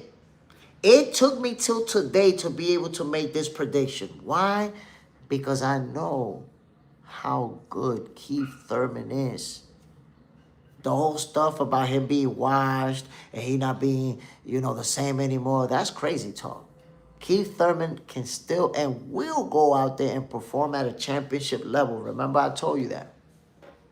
Aroma sound. Fundora is a solid fighter that I've seen him see him fighting lately. I can't say he's going to get beat, but Thurman experience has me not able to say he's going to get beat either. That's the thing. Keith Thurman, and I said it before, his last fight showed us that Keith can come off of inactivity, have a great training camp, and still perform like he never left. No ring rust in sight. He showed us that already. I seen him. Skip a clip of Jay Smith. If Thurman was 30 years, you still got him or Fundora? Ooh, that's a great question. If Thurman was 30 years old and been active and everything, I think I might have him. I'm not sure. It's hard to answer that question, but I think a 30-year-old Keith Thurman, I might pick him over Sebastian Fundora. Ow! Who was the first boxer to do the check hook? First person I saw do it was Floyd. Honestly, Floyd was not the first person I seen doing it. I seen other fighters doing it, but it's hard for me to say. But honestly, I don't think Floyd was the first person I seen doing it. In fact, you know who? Oh, well, wait a minute, because I was going to say I seen Sugar Ray Leonard doing it, but I didn't watch him. The first person that I watched doing it, it may have been Floyd, to be honest. May have been. You know, like I've seen other people doing it, but not necessarily before I seen Floyd, or not necessarily fighters who were fighting when I was watching boxing. Like I seen Sugar Ray Leonard doing it, but I wasn't watching boxing at that time. It's video footage that I went back and saw. B. Wayne, Fundora confidence is going to be high coming off of Zoo. And that was a pummeling session. Come on now. Sebastian Fundora gave Tim Zoo a pummeling session. Will be. Thurman never had a bad fight. That's a fact. John Island, Juanita Lopez owns Puerto Rico. Damn, owns Puerto Rico, bro. Wait till people get to know him at least. Golly. Hold on. Puerto Rico belongs to Xander Zayas right now. Libre Fundora is always with his hands down and his chin in the air. Thurman is way more skilled than Fundora. I'm telling you, Fundora is not beating him. It's going to be a good fight. But I already told you Fundora is going to win this fight. Why would you go against Jay Stradamus? You know what happens. You've done that before. You know how this movie plays out. Don't do it to yourself. Man, I think it could be early candidate for Fight of the Year. This could be. This thing right here has all the recipe for fireworks. The letter M. Joe Frazier, I would say, with that hook shit. Joe Frazier's the first guy that I seen with the leaping left hook. He the first one. My peoples, I know this fight is happening on March 28th, but it's going to feel like July 4th. Remember I told you that. It will feel like July 4th.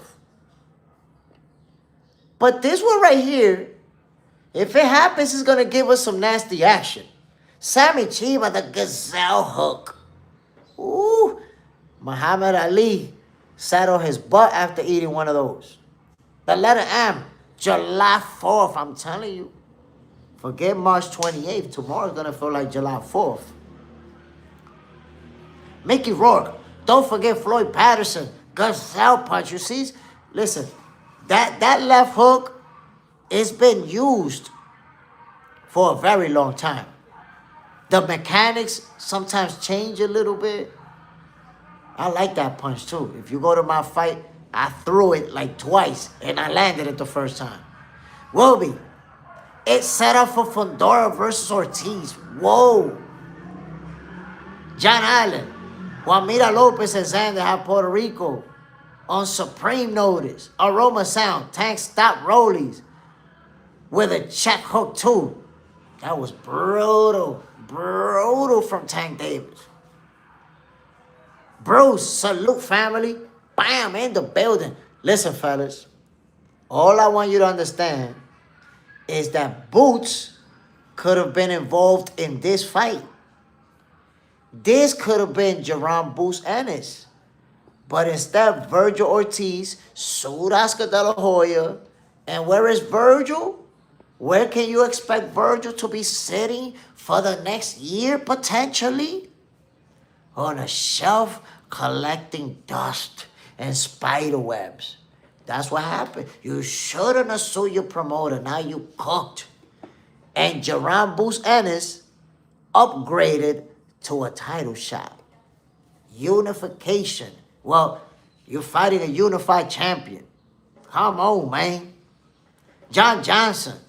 That's why Tank owned boxing. Xander could do the same to Boots. Oh my God, what happened to Virgil? Lil Durk. Trent Thomas, indeed, the fireworks. Listen, this fight is going to give us the real fireworks.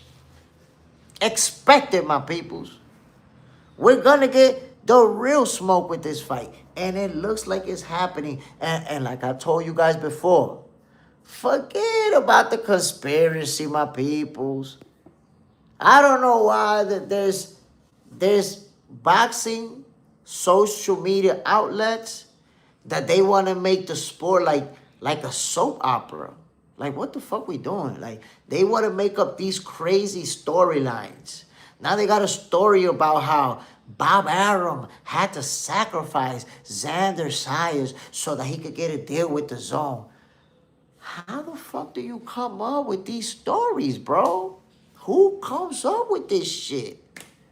Like, how do you just make stuff up out of thin air and spread it all over social media? And then the funny thing about it is that people start to believe those stories. Like, yeah, it's true. He probably did have to sacrifice him. And how they, like, what's your sources? They sources, it'd be like, my sources? Just trust me, it's true. Just trust me. That's their sources. Coño, loco. John Island, Battle of the Male Models. Zayas and Zayas. Pull it out of their ass. I'm telling you, bro. They just be making shit up out of thin air and spreading it all over social media, making up a narrative that don't even exist. When have you ever heard that a promoter sacrificed a fighter to get a deal with a company? Crazy. And you know why that happens? Why people have to come up with these stupid storylines? One, like Trent Thomas said, they watch too much WWE. These are the boxing fans that watch way too much WWE, and they make up these crazy storylines in their head. And two, the people who don't like Bob Arum. They don't like Bob Arum. Bob Arum has a lot of haters. So, those haters were celebrating when, you know, when it was reported that Bob Arum's contract with ESPN ended and Top Rank wasn't going to have their fights over there no more. There was people celebrating that. There was platforms that was celebrating that. Look, Bob Arum ain't even got a house anymore. What are you going to do now? So now that he signed with the Zone, long-term contract, where Matchroom is at, where Golden Boy is at, where they're going to be able to make all these fights, somebody somehow came up with the conspiracy that he had to sacrifice Zayas to get that deal. Like, how do people even come up with these stories? I don't understand it, yo. The letter M, that TKO shit, WWE crossing over, Damon Ford, they hit Crawford for his whole career. I wouldn't say that they hate Crawford. You see, Damon, you don't like Top Rank. You know why I say you don't like Top Rank? Because you say that they hit Crawford, but what happened when none of those PBCs wanted to fight him? One of those PBC fighters wanted to fight him. So instead of saying they hit Crawford, I would tell you the PBC froze him out. They froze him out because Crawford became a champion in the 140. Oh, no, he became a champion at 135. He became a champion at 140. So Top Rank got him title fights in both of those divisions, got him to undisputed at 140. So he was accomplishing. But when he got to welterweight, what happened, Damon Ford? Did they hide him or did the PBC freeze him out and kept all of their name fighters away from Bud? Damon Ford, but you're saying that they never fed him Manny. They actually tried, my guy. Manny didn't want to fight Terrence Crawford. So you see, you're blaming Top Rank or Bob when it's the fighter who didn't want to fight. Manny is the same situation as the PBC fighters. Manny's situation was worse because he didn't even price himself out. He straight up said no. They tried to do it. Because, look, what happened with Crawford is the same thing that happened with Jerome Bruce Ennis. It's the same thing that happened with Shakur Stevenson at some point. He don't got a name. How he going to get a name? They don't want to fight him. You can't fight a guy that don't want to fight you. But Top Rank made him a world champion, made him an undisputed world champion, and he got to 147, and right away they got him a title shot, his first fight. First fight in the welterweight division, title shot versus Jeff Horn. That WBO title is the only reason why he got the Errol Spence fight. You got to understand that. Because they did not want to fight him. Only reason they fought him is because he had that belt, and Errol Spence could not become undisputed without it. Had no choice. Errol Spence was basically put in a situation where he had to fight Bud. They kept waiting him out, waiting him out, waiting him out. Danny Garcia at one point was a champion. Keith Thurman was a champion. Sean Porter was a champion for Crawford after he didn't have a belt anymore. So you see, look, to show you how much nasty work them and Ford, the PBC, put on Crawford, which you don't want to acknowledge. You keep wanting to point at Top Rank to show you the nasty work. Not only did they freeze him out on that fight with Arrow and with the PBC fighters, but after he beat Arrow, I'm going to remind you that Errol Spence had a rematch clause with Terence Crawford. He hasn't fought in 2.5 years. He never intended to do that rematch with Crawford. Yet, he kept him out of boxing for almost a whole year under the speculation that he was going to do the rematch. And when the rematch clause was about to expire, Errol was like, nah, I'm not going to do it. I'm not going to do it. Froze him. Froze him. Held him to a rematch clause that he never intended to do. Devin Ford, Spence is still in recovery. It don't matter whether he is or isn't in recovery. The point is, why would you hold him to a rematch clause and not let him go fight somebody else? Yeah, you recovered. You took the beating of a lifetime. Why not let him go fight somebody else? Better yet, I'm going to even remind you, what happened when Crawford was the WBO mandatory for Sebastian Fundora and Errol Spence went inside the ring and did a face-off with Fundora and everything? Now, I want to fight you next. They got Terence Crawford out of the way, and Errol never fought Fundora. Like you say, he's in recovery. Yet, he kept Terence Crawford inactive for a rematch that he never planned to do and got him out of the way from the fight with Fundora when he never fought him. That's how the PBC been moving with Terence Crawford. So you're like, no. It's Top Rank that's hiding him. Meanwhile, you looking away with all the stuff the PBC been doing? Come on, bro. I'm going to even remind you, Demon Ford, there was a point, and you can look up the video. I posted it before. There was a point where the PBC had a little ceremony where they named all of the champions. That's when they were still on Showtime. And they were like, look at all the welterweight champions.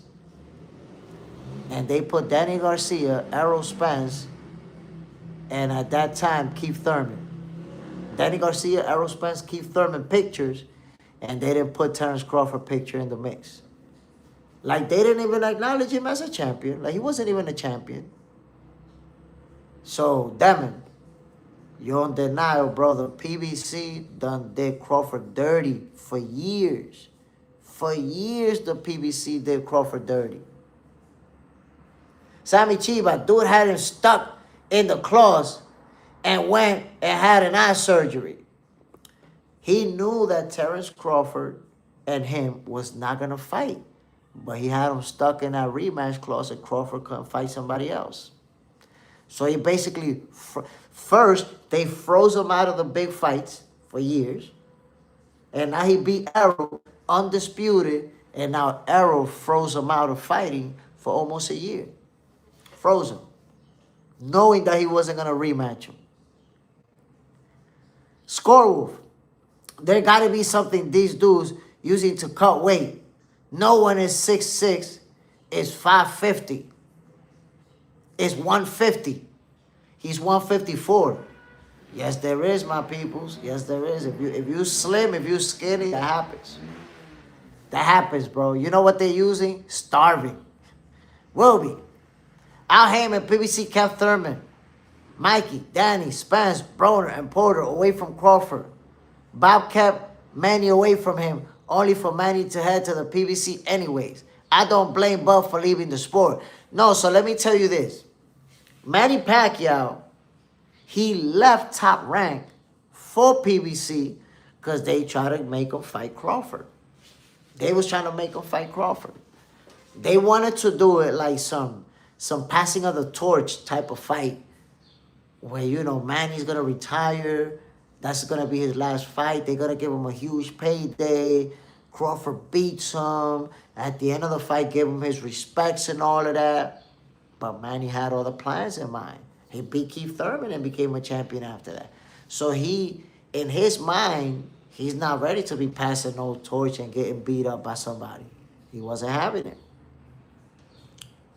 Jason has 49 likes. Let's get 50 for Jay Smith. Come on, my peoples. Y'all know it's no ghost watching in 2026. The letter M. Errol Spence got sacrificed. Trent Thomas. Truth politics in boxing is brutal. Aroma sound. Errol wasn't sacrificed. He just got beat up by the better fighter. That's a fact. People ain't out there getting sacrificed. Now, I tell you who got sacrificed. You know, I can tell you fighters who really got sacrificed. I'm going to give you an example. Dominican fighter, Jason Banana, he got sacrificed. You know why? He won a title. I think he beat J-Rock for his title. Who was it, J-Rock? I don't remember who Jason Banana beat, but he won a title, became a world champion. His very next fight, they gave him Jermell Charlo. You see, he got sacrificed to Jermell Charlo. When Rayo Valenzuela won his title, he got sacrificed. Very next fight, Gary Antoine Russell. That, you know, a guy getting sacrificed when they win their very first title, and their very next fight, they face the best out there.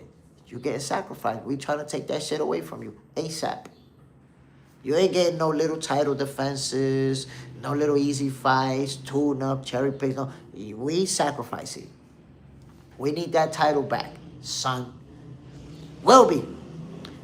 Manny left because PBC gave him $20 million a fight for Broner and Thurman.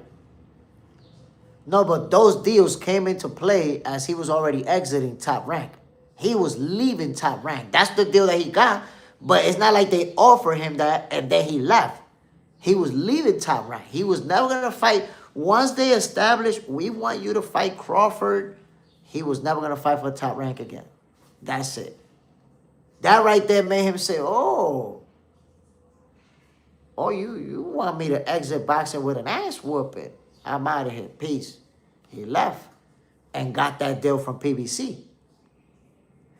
Ronaldo, but has been the truth all along. You can't tell me there's no racism in boxing. The powers that be never wanted Bud to be the face of boxing. So, Ronaldo, I'm going to tell you like this. So, yes, there is racism. There is racism.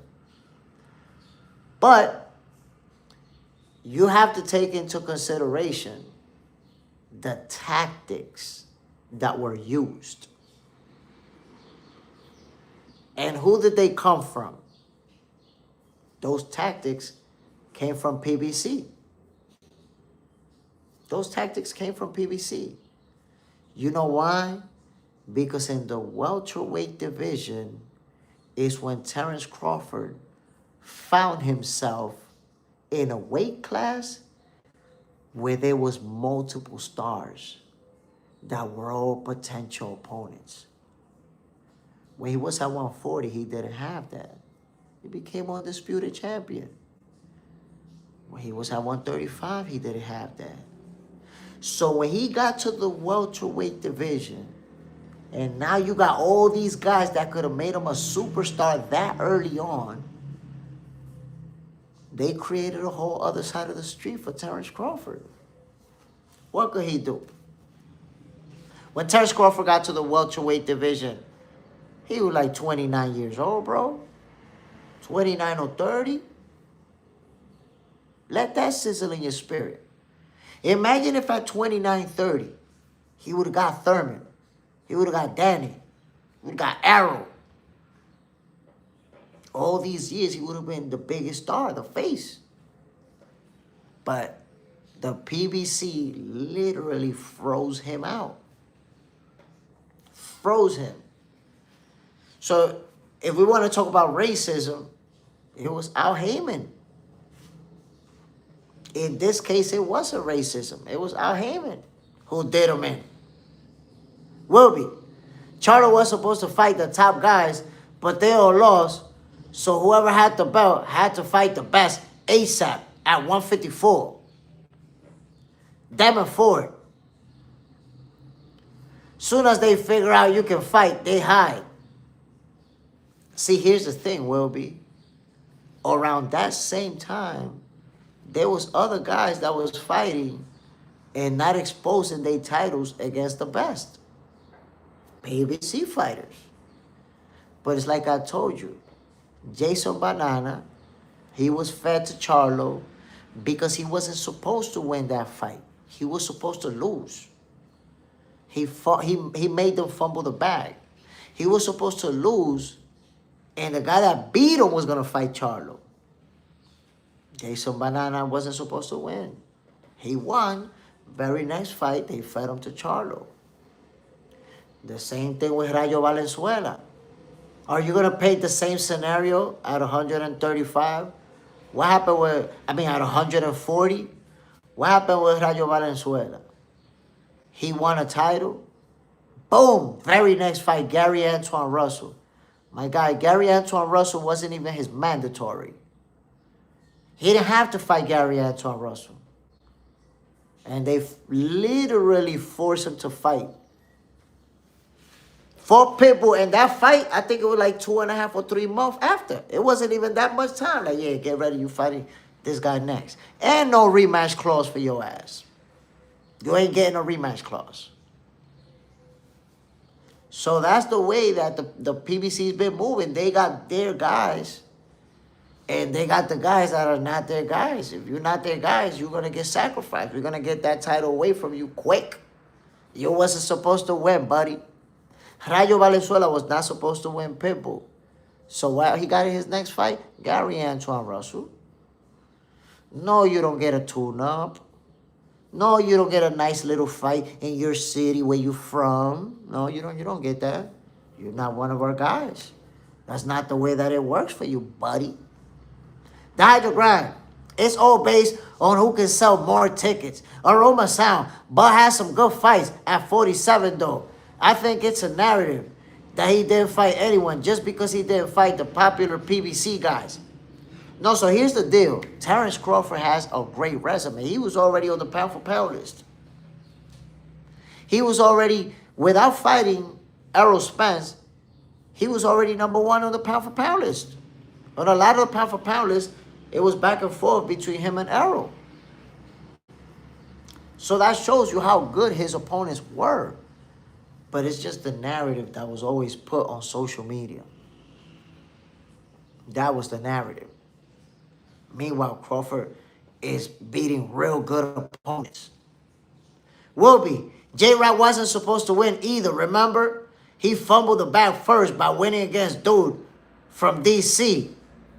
Yes, but his popularity was up, and the expectations was that he's going to beat the Dominican guy, and it's going to be him versus Charlo. That was the expectations.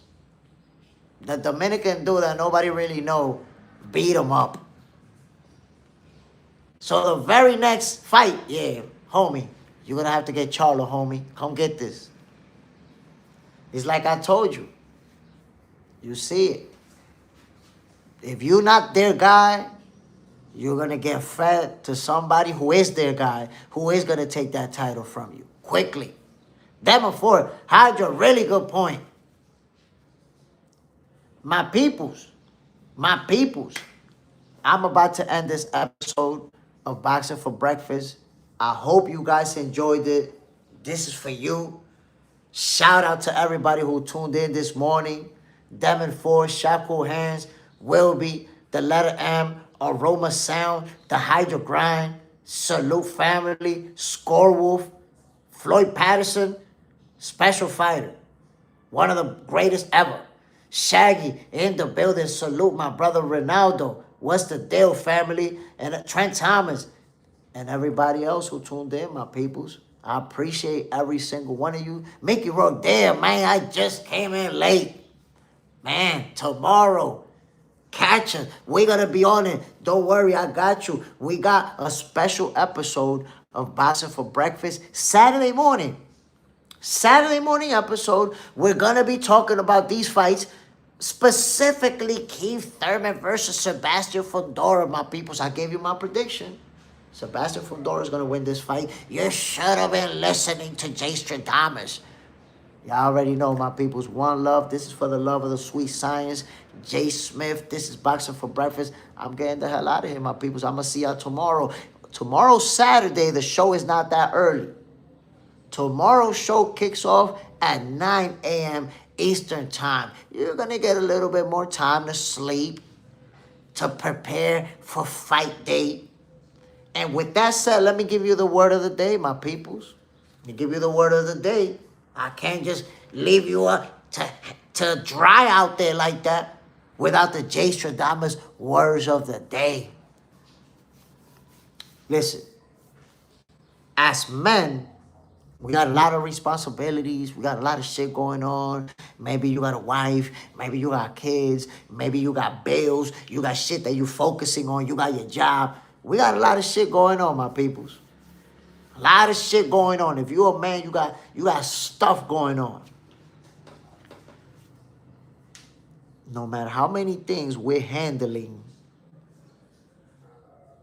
don't forget to take care of you, my peoples. Take care of you. I've seen people focus on handling everything but themselves, and before you know it, they land in the hospital.